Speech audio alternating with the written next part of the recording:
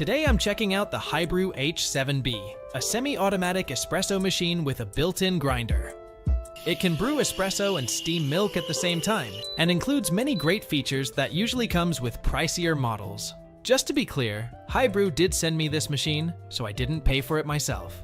In this video, I'll walk you through everything so you can decide if it's a good fit for you. And if you find this helpful, please hit like and subscribe. Thanks. First, let's talk about the unboxing. The packaging is well designed and really easy to open. There's a box holding all the accessories, and the machine itself has two handles so you can lift it right out. After that, you just open up the sides, remove the foam, and the machine is free. Compared to other espresso machines I've tested, this unboxing is way simpler. Like many Hybrew machines I've reviewed, this H7B comes with lots of accessories. Starting with the two smaller boxes, the first thing I get is the bean hopper. It has clear grind markings and feels sturdy. In this box, you'll find a nice milk pitcher. That's the same one I got with the H10 Plus. There's a bunch of stuff inside the main accessory box. First, here's a 58mm portafilter with a 3-tab design and a wooden handle, similar to the H10A and Plus models.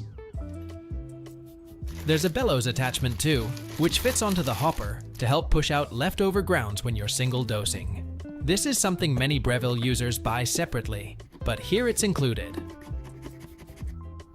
Moving on, you also get a tamping mat, which I didn't expect. The mat is quite handy for prepping your puck without making a mess. The biggest surprise for me is the digital scale. It easily saves a beginner some extra cash if you don't already have one. It isn't super fancy, but it is accurate, does everything you need. It also has a timer. You also get a single shot basket, a 3-hole steam tip, and a pressurized basket if you prefer that. There's a magnetic dosing funnel too, which keeps the grounds from flying everywhere. I think every grinder setup should have that. I also had to buy one for my Breville's portafilter. Finally, there's a solid tamper with a wooden handle and a neat spiral pattern on the bottom, just like with the H10 Plus. All these extras would cost quite a bit if you had to buy them separately, so having them included is a really nice bonus. One thing I've noticed about Hybrew is that they always include handy accessories, and I have to say, that earns them some points in my book. The Hybrew H7B has a pretty straightforward look, similar to most all-in-one espresso machines with built-in grinders.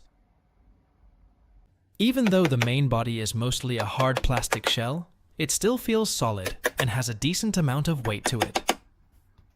Up front, there's a color touchscreen that's responsive and gives the machine a more premium feel. In the middle, you'll see a pressure gauge that shows a color range instead of exact numbers. The yellow area is the ideal pressure zone, but I do wish it had actual values, so I wouldn't have to guess. The steam control uses a lever design like what I've seen on the H10 Plus, but this one feels sturdier and just looks nicer. On the left side, there's the grinder's outlet and a portafilter holder, and on the right is the metal group head. One of my favorite features is the hot water outlet. It pours water quickly but gently, which means no splashing all over the place, making it super easy to prepare an Americano. The only downside is that I wish there was a bit more clearance so I could fit my mug underneath. The drip tray is large and has a float to let you know when it's getting full. Inside, there's a box that helps reduce steam. If the box is empty, the machine releases pressure after steaming, and you'll see steam coming out through the drip tray area. That's not great if it ends up going into the bean hopper, but once you add some water to the box, it no longer produces steam, and that's actually pretty clever. At the bottom, there's a little storage spot for cleaning tools and extra baskets. The water tank holds 2.8 liters, so you won't be refilling it constantly.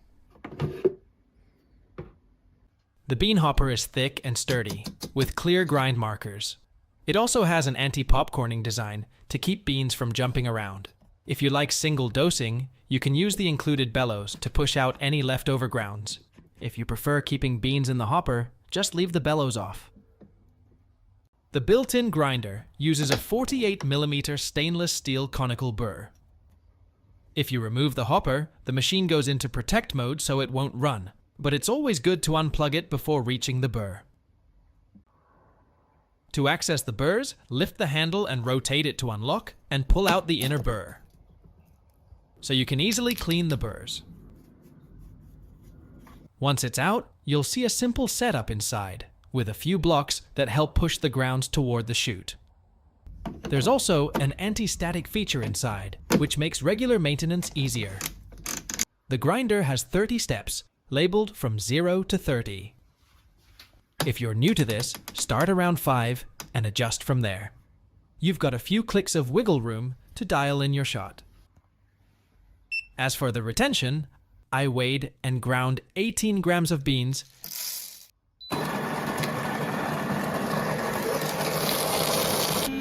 and gave the bellows a few taps at the end. I found about 0.3 grams of retention, which is actually not bad. This grinder can definitely pull decent espresso shots. It gives you enough steps to fine-tune without being overwhelming.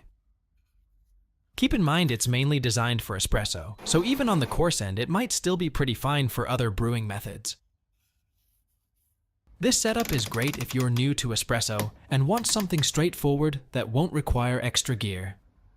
The H7B has a dual heating system, one heater for brewing and another for steaming. It only takes about 40 seconds to preheat, which is pretty quick for everyday use. It also comes with a bunch of customization options, so I'll show you how all of them work. Starting on the left side, you've got two grind buttons, one for a single dose and one for a double. Press and hold one of these, then turn the knob to adjust the grind time. If you turn it fast, it changes by a whole second. If you turn it slowly, it adjusts by 0.1 seconds. As a reference, I set mine to around 14.5 to 15 seconds, and that gives me about 18 grams of coffee. You can tweak this to suit your beans and the dose you prefer. Over on the top right are your single and double espresso buttons. Press and hold either one, then turn the knob to set the shot volume. It's a bit tricky at first, but I found that setting it to around 45 to 50 milliliters ended up producing about 36 to 40 grams of liquid espresso, because the puck absorbs some water. You might need to play around a bit to find what works for you.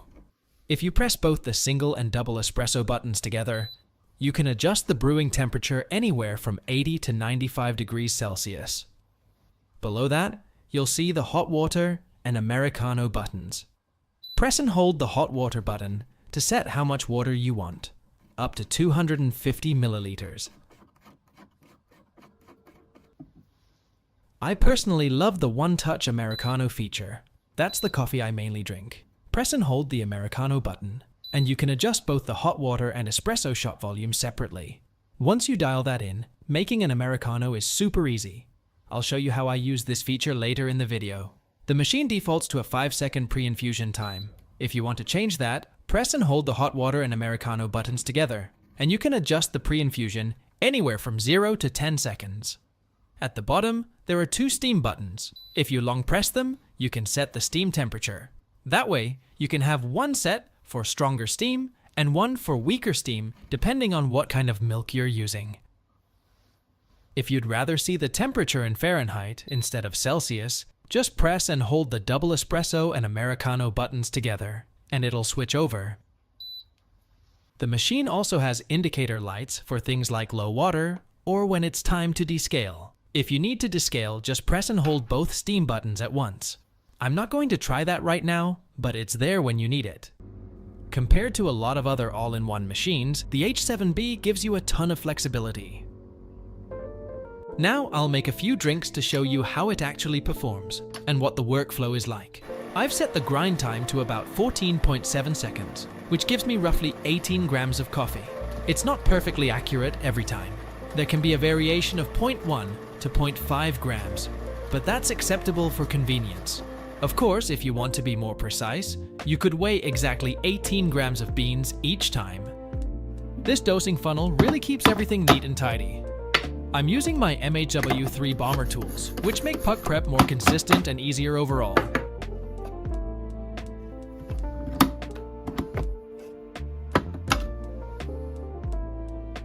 Now lock in the portafilter and press the double shot button. The machine does the rest. It has a 5-second pre-infusion. I've set the shot volume to 47 milliliters, which should yield about 36 grams of espresso. While it's brewing, the LCD shows me the shot time, which I find really helpful.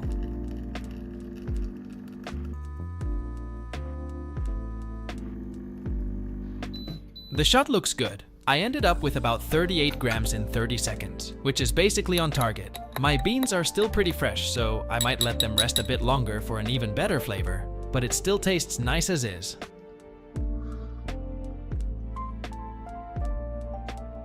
Next, let's make an Americano. I've set the water volume to 180 milliliters and the espresso to 46 milliliters. The process is similar to making an espresso. First grind the beans and then do a nice puck prep. Lock in the portafilter and place a mug under both spouts. Touch the Americano button, it instantly dispenses hot water. Just be sure to use a cup with a wider opening so that it can catch both the hot water and the espresso shot. After it reaches the preset volume, it pulls the espresso right over it. The whole process is very smooth, almost like using a fully automatic machine. If your settings are dialed in, you can have an Americano in under 2 minutes with just a few touches. Now for a latte. One of the biggest advantages is that it can brew espresso and steam milk at the same time, so there's no waiting between steps. The display shows both the brewing and steaming times. The steam is pretty strong, and I'm using the 1-hole tip right now. And it took about 50 seconds to steam around 220 milliliters of cold milk. That's not bad, and if I tried the 3-hole tip, it might be even faster. The milk froth is great for latte art. It's got a silky texture and flows really well. I can easily practice my latte art skills and make all kinds of milk-based coffee drinks.